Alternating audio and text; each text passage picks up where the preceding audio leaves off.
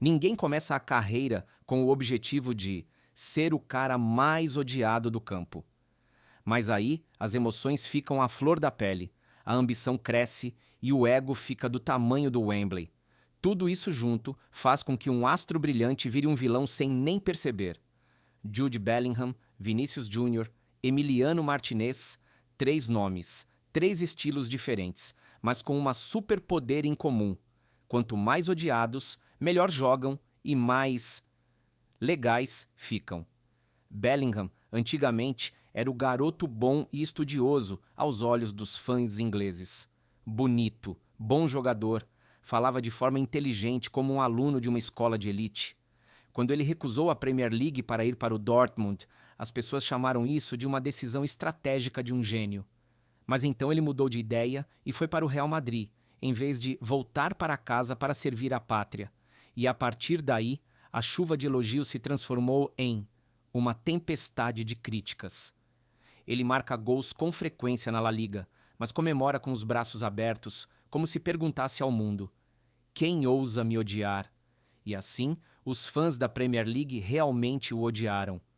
A imprensa britânica fingiu não ver, mas nas redes sociais, as pessoas começaram a chamá-lo por nomes nada amigáveis. De Golden Boy, Jude foi promovido a menino mau, só porque era bom demais. Na seleção inglesa, ele assumiu o papel central, que, segundo alguns fãs, deveria ser reservado a algum ídolo nacional, e não a um jovem de apenas 22 anos. Então, em março de 2025, Jude não só discutiu com o árbitro, mas também aplaudiu, como se estivesse assistindo a uma peça de teatro. No Real Madrid, ele também mostra seu talento para expressar emoções. Ora balança a cabeça, ora levanta a mão para repreender seus companheiros de equipe no meio do campo. Muito vibes de alto escalão. A questão do vestuário também não ficou de fora.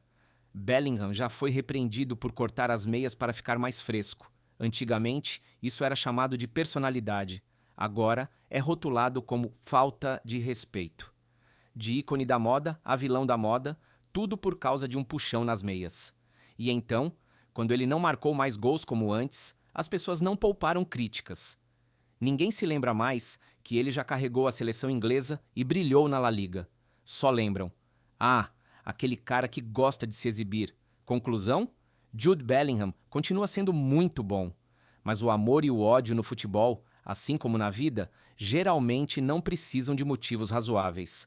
Às vezes, é só porque você é muito bom, muito confiante e não agrada aos outros. Vinícius Júnior não era o cara que todo mundo esperava no começo, mas com talento e esforço, ele fez o mundo inteiro olhar para ele. Antes, os torcedores do Real Madrid zoavam ele, chamando de estrela do YouTube, um jogador que faz jogadas bonitas, mas não é eficiente em campo. Mas Vinícius foi provando que eles estavam errados. Ele se tornou o principal jogador do clube mais bem-sucedido da Europa. Justamente essa jornada, para superar todas as dúvidas, é o que faz com que ele seja criticado. Porque Vinícius não sabe só marcar gols. Ele também mostra sua personalidade forte com comemorações desafiadoras.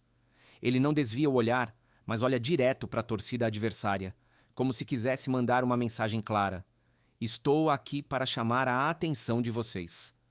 Na partida contra o Mallorca, depois de marcar um gol, ele cruzou os braços e ficou em frente à da arquibancada principal, como se estivesse declarando guerra. Contra o Valência, em um estádio tenso por causa de problemas de racismo, Vinícius não hesitou em apontar para a arquibancada após cada toque na bola, como se quisesse encarar diretamente o ódio. Um dos momentos mais memoráveis dele foi na semifinal da Liga dos Campeões da temporada 2024 a 2025 contra o Bayern de Munique. Em menos de 30 minutos, ele tirou Joshua Kimmich, o capitão calmo do Bayern, do sério com suas comemorações e sorrisos provocativos. Aos olhos dos jogadores profissionais, isso não era mais uma questão de personalidade, mas sim uma intenção de distrair o adversário. No entanto, o evento que fez a onda de críticas contra Vinícius crescer foi a cerimônia de entrega da Bola de Ouro de 2024. Ele acreditava que era o vencedor, organizou uma festa com antecedência, escreveu seu discurso e convidou seus amigos para Paris. Mas o nome anunciado foi Rodri. Não porque Rodri jogou melhor, mas porque muitos acreditavam que Vinícius não era humilde o suficiente para receber a honra. Desde então, toda vez que ele não joga bem, a onda de críticas volta com tudo. Mesmo assim, Vinícius sempre responde com atuações brilhantes, como se quisesse dizer que continua aqui e continua sendo um dos maiores astros do futebol mundial. Há uma coisa curiosa: quanto mais ele é odiado, mais forte ele parece ficar.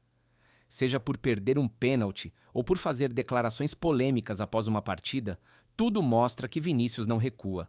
Pelo contrário, ele transforma as críticas em motivação. É como se todos os gritos da torcida fossem combustível para ele continuar brilhando.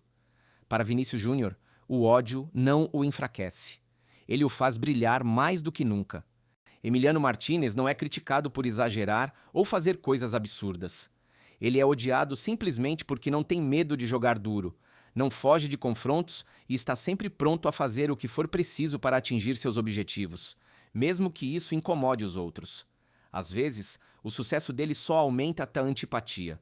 Martínez não tinha espaço no Arsenal.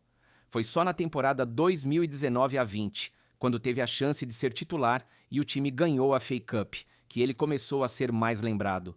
Mas o maior marco não foi no clube, e sim na Copa América de 2021. A semifinal contra a Colômbia foi para os pênaltis, e foi aí que Martínez começou a chamar a atenção por provocações diretas aos jogadores adversários. Tá tremendo? Eu sei que você chuta com a esquerda. Além de falar, ele pressionava psicologicamente. O resultado foi a vitória da Argentina, mas a maneira como Martínez fez isso deixou muita gente incomodada.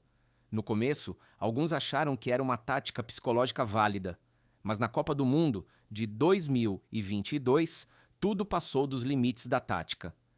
Na final contra a França, depois de defender o chute de Coman na disputa de pênaltis, Martínez recebeu o prêmio de melhor goleiro e imediatamente comemorou de forma ofensiva, colocando a luva em uma parte sensível do corpo. Depois, no desfile, ele ainda levou um boneco do Mbappé e ficou provocando o adversário com ele. O lance deixou a galera internacional revoltada, e a FIFA teve que fazer um comunicado para lembrar as regras. Martínez só respondeu: "Só estou curtindo a vitória." Mais recentemente, na partida contra o Brasil, ele continuou a demonstrar falta de controle ao dar um passe alto para provocar o adversário no meio da partida, mesmo sabendo que isso poderia agravar a situação. Até mesmo o técnico Scaloni, que sempre o defendeu, mostrou-se desapontado. Muitos não gostam de Martínez não porque ele seja ruim, mas porque a forma como ele comemora as vitórias vai além do profissionalismo esportivo. Apesar de ser bom em pênaltis e capaz de pressionar psicologicamente os adversários, nenhum grande clube europeu se mostrou interessado em contratá-lo. Ninguém quer um jogador barulhento, difícil de controlar e que frequentemente coloca o ego acima do coletivo no vestiário. Martínez entende isso, mas ele não tenta mudar, não se retrata, não volta atrás em nada. Ele escolheu o caminho da controvérsia, escolheu ficar do lado que a opinião pública sempre tem motivos para criticar. Desde que ele continue participando dos grandes momentos, seja como herói ou vilão. Anal, e você? Quem é aquele jogador que te deixa irritado toda vez que você vê ele jogando? Não importa se ele é bom ou não. Deixa o nome dele nos comentários para a gente ver quantos vilões ainda não mencionamos no mundo do futebol.